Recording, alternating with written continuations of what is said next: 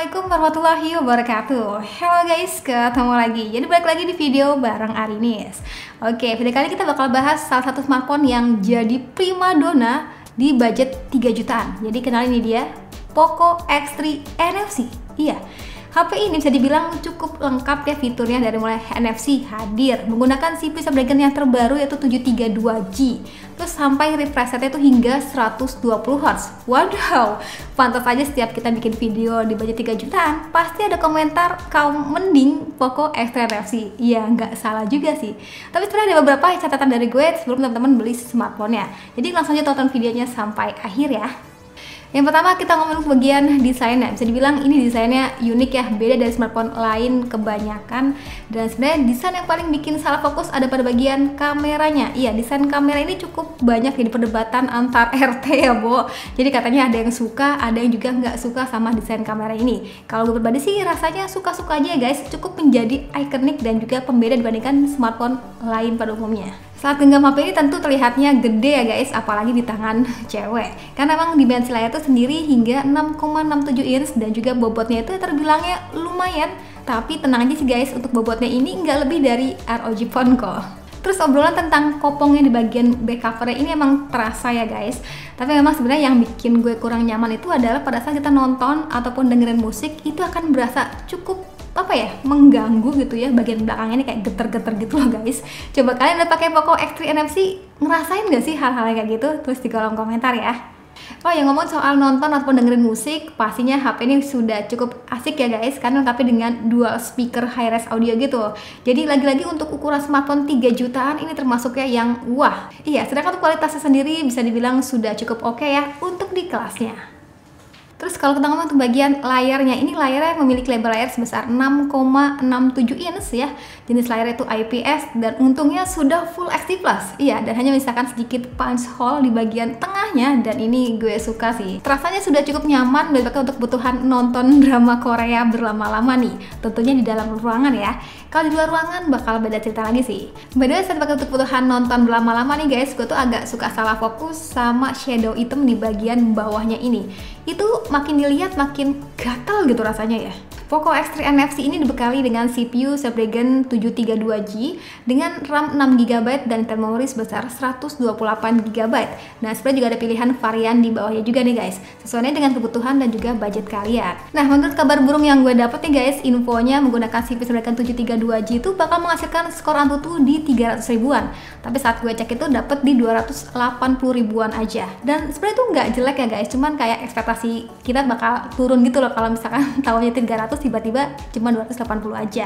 Tapi termasuk ya sudah oke banget loh untuk di harga 3 jutaan. Terus gimana nih kak performanya dalam keseharian? Jadi dipakai untuk main sosial media, streaming YouTube, ngetik script itu udah enak banget ya. Tapi kayaknya ekspektasi gue akan refresh rate hingga 120Hz itu terlalu tinggi deh. Karena bayangan gue udah 120Hz bakal kenceng banget pakai buat scrolling gitu ya, wush ya. Tapi ternyata pas gue pegang HP-nya, gue tuh ngerasanya kayak refresh rate-nya malah biasa aja di 60Hz. Karena emang kan ini dibuatnya otomatis gitu ya guys.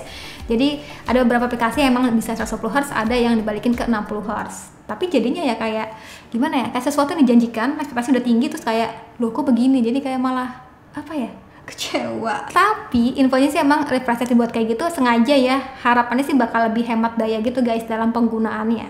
Kalian setuju nggak sih? Apa mending dikasih pilihan aja gitu ya?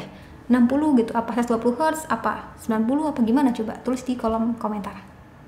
Dan sekalian aja ya gue mention sebelum gue kelupaan nih guys, jadi jangan kaget misalkan lagi buka tutup aplikasi suka muncul iklan beberapa detik gitu. Iya, itu bukan kesalahan pada smartphone kalian, tapi emang sudah adatnya begitu. Sedangkan kalau pakai kebutuhan main PUBG, dapat settingan smooth ultra dengan pemakaian selama 30 menit. Yang gue rasain, bagi gue yang nggak melulu tentang game, itu so far aman aja ya guys. Terlebih lagi suhunya, itu terbilangnya cukup aman. Sedangkan bila dipakai untuk kebutuhan main game selama 30 menit, itu daya tahan baterainya berkurang sekitar 10%-an. Oh iya, ada hal yang ketutupan sama fitur-fitur yang tadi ditawarin ya. Jadi HP ini bisa dibilang pastinya memiliki baterai yang cukup besar, yaitu 5160 mAh. Dan yang gue suka juga untuk pencasan sendiri sudah lengkapi dengan 33 watt fast charge. Apa fast charging ya? Pokoknya pengecasan sendiri sampai 33 watt outputnya. Jadi bila dipakai untuk kebutuhan ngecas sendiri dari mulai 0% sampai 100% itu membutuhkan waktu kurang lebih sekitar 1 jam 15 menit aja. Terus kalau kita ngomong untuk bagian kameranya, ini bisa dibilang kameranya serba lengkap. Dari mulai ultrawide, hayo, makro ada, mau foto bokeh ala-ala pun bisa nih guys. Dan jangan lupa memiliki kamera utama sebesar 64 megapiksel dengan Sony IMX682. Wah, udah cocok banget nggak tuh untuk kebutuhan mobile fotografi. Jadi mode kamera sendiri bisa dibilang cukup beragam ya guys. Dan by the way gue suka nih sama tampilan UI-nya seperti ini ya guys. Kayak jelas banget gitu, semisal mau lihat settingan kamera lebih simple aja jadinya. Mode kameranya dari mulai night mode, resolusi besar 64 megapiksel, slow motion hingga 120 fps di 1080 pixel, vlog video hingga front and back video. Iya, dimana salah satu fitur perekaman video yang mau merekam video secara bersamaan, baik itu kamera depan ataupun kamera belakangnya secara sekaligus. Dan dimana kalau misalkan di brand lain mungkin dikoer-koer, tapi di brand ini diem-diem baik. Sedangkan untuk kebutuhan selfie-nya juga sudah cocok, ini dilengkapi dengan resolusi sebesar 20 megapiksel yang sudah cukup gede ya. Jadi diajak selfie juga hayu ya pakai AI beauty-nya, asalkan di settingnya yang wajar aja ya, Bo. Dan untuk kualitasnya sendiri khas Xiaomi ya, nggak secantik tetangga sebelah memang, tapi cukup natural. Untuk hasil foto sendiri gue suka, kayaknya tuh saturasi warna yang dihasilin udah dimasak gitu ya guys, dan siap instan diupload dipamerin sosial media. Buat foto bokeh ala-ala profesional juga terbilangnya asik, termasuknya yang cukup rapi.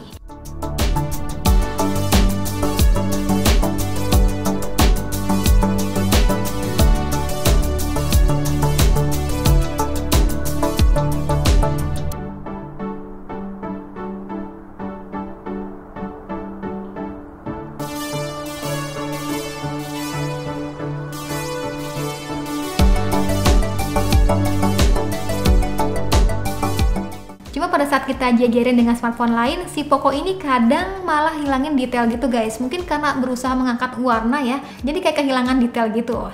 Sisanya udah oke banget kok, sedangkan untuk night mode sendiri juga terbilangnya so-so lah ya, oke.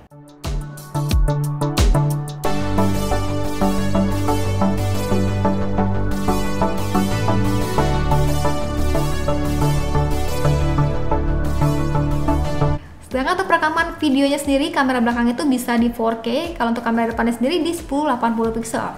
Dan by the way gue tuh suka ya sama hasil videonya. Kalau kalian manfaatin fitur steady videonya, itu dapat di settingan 1080 pixel 30 fps. Cuma emang coba kita, kalau yang steady video kita tuh nggak bisa zoom gitu loh guys, benar-benar udah disaklek lensa utama seperti ini. Tapi coba kita rubah ya ke yang ultrawide, ke yang biasa juga kayak gimana perekamannya. Tapi sekalian deh jalan apa. Oke. Tadi saya lagi lari. Cuma selangkah dua langkah, ya udah. Yuhu, kalau ini untuk yang lensa ultrawide. Nah, ini kalau ultrawide tuh kita tuh bisa mainin gitu loh guys, mau lensanya zoomnya tuh semana.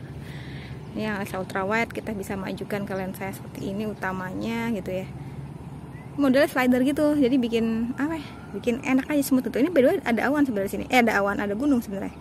Cuman kayaknya gunungnya tertutup kabut guys, karena ini lumayan masih pagi. Adem banget, hijau banget.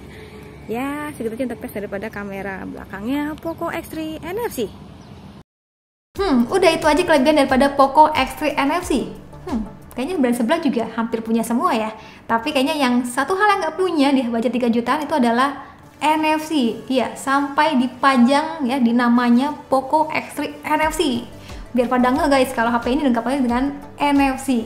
Tapi sebenarnya fitur NFC sendiri kebutuhannya penting nggak sih bagi kalian? Coba tulis di kolom komentar. Karena bagi gue sih kayak beberapa orang mungkin penting banget NFC. Ada beberapa orang yang ya udahlah nggak ada NFC ya kan. Yang penting powerful gitu kan. Jadi balik lagi ke kebutuhan masing-masing. Kalau kalian sendiri coba kayak gimana? Termasuk tim yang ada NFC apa timnya udah nggak usah, nggak apa-apa. Terus di kolom komentar aja. Ya udah, mungkin segitu aja dulu untuk cerita gue tentang Poco X3 NFC ini.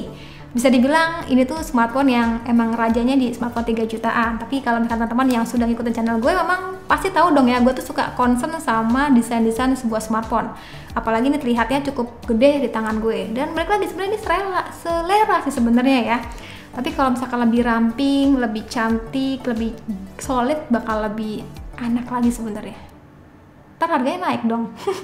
Ya udah. Satu lagi guys, kalau misalkan nggak ada iklan, kayaknya bakal lebih asik deh. Iya nggak sih? Ya udah, sekian dari gue. Dan apakah si Poco X3 NFC ini worth it untuk dibeli? Jawaban dari gue sih sebenarnya worth it banget. Iya, asalkan kalian memaklumi dari beberapa yang tadi sebelumnya gue ceritain. Ya udah, sekian dari gue. Terima kasih sudah nonton video. Jangan lupa like videonya. Jangan lupa juga subscribe juga channel, dan sampai ketemu lagi di video selanjutnya. Sekian dari gue lagi, dan Satya bilang see you, bye bye.